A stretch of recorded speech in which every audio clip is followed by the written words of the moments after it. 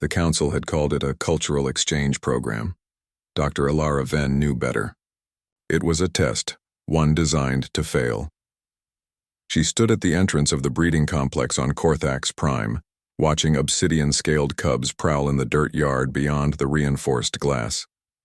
The Korthaxians were apex predators from a world where mercy was extinction and compassion was weakness.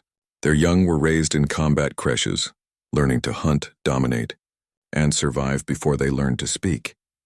And the Galactic Assembly had sent her, a human educator from Earth's Empathy Initiative, to teach them differently. "They will break you," Administrator Jural had said, his triple-lidded eyes gleaming with something between pity and anticipation. "Our cubs are taught to destroy obstacles." "You are an obstacle." Alara had smiled then, the way she always did when underestimated. "We'll see." The first day they tried to make her run. 12 cubs, each the size of a wolf and twice as mean, circled her in the training arena.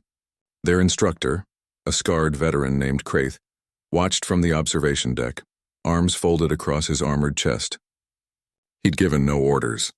He didn't need to. The cubs knew what to do with prey. Tarek moved first. He was the largest, his scales darker than midnight, his eyes burning gold.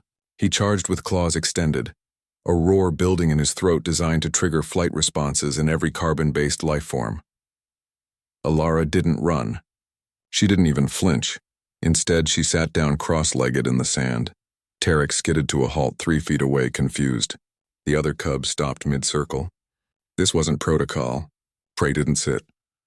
"Good morning," Alara said calmly, her voice carrying across the sudden silence.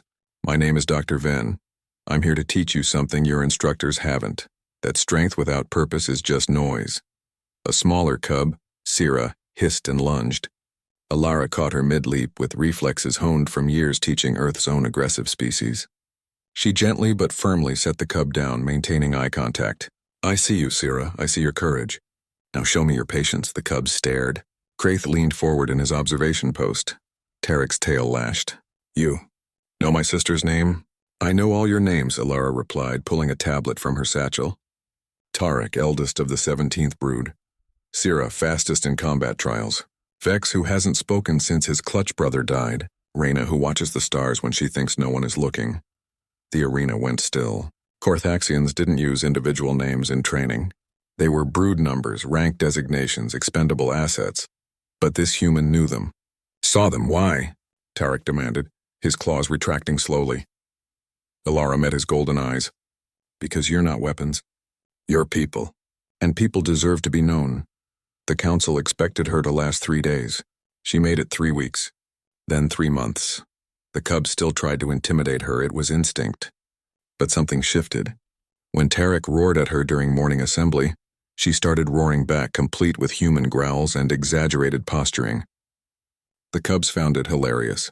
When they tried to steal her teaching materials, she turned it into a game of strategy and cooperation, rather than punishment. She taught them Earth's history, not the sanitized version, but the real one. Wars and peace, failure and redemption, species that had nearly destroyed themselves and learned to dream instead. Humans were predators too, she explained one evening as the cubs gathered around her in the learning den they'd built together. "We had claws called weapons. We had territories called nations. We fought for thousands of years. What changed?" Tarek asked. He sat closest now, always protective, always listening. "We realized that the strongest pack isn't the one that kills the most," Alara said softly. "It's the one that protects the weakest, teaches the youngest, and dreams of tomorrow together." Vex, who hadn't spoken in 2 years, whispered his first words. Can predators dream?" Alara smiled. "You already are, Vex. Every question you ask is a dream. Every time you choose curiosity over violence, you're dreaming of who you could become." The breaking point came when Administrator Jural ordered the cubs to demonstrate their progress. By hunting Alara, the entire complex gathered in the grand arena. Council members watched from gilded boxes. Kraith stood with his arms crossed, jaw tight. He'd come to respect the human despite himself. The cubs entered from 12 different gates, a standard elimination formation. Alara stood alone in the center, unarmed. "Begin," Jural commanded. Tarek emerged first, his scales gleaming under the harsh lights. He approached Ilara slowly, deliberately. The crowd murmured, expecting blood. Instead, Tarek sat. Right beside her, one by one, the other cubs followed. Sierra, Vex, Reyna, all 12 forming a protective circle around their teacher. "What is this?" Jurel roared. "I commanded a hunt." Tarek stood, his full height impressive even for his age. When he spoke, his voice carried the weight of something new, something the Korthaxians had never bred for. "Hope. You commanded us to show what we learned," Tarek said.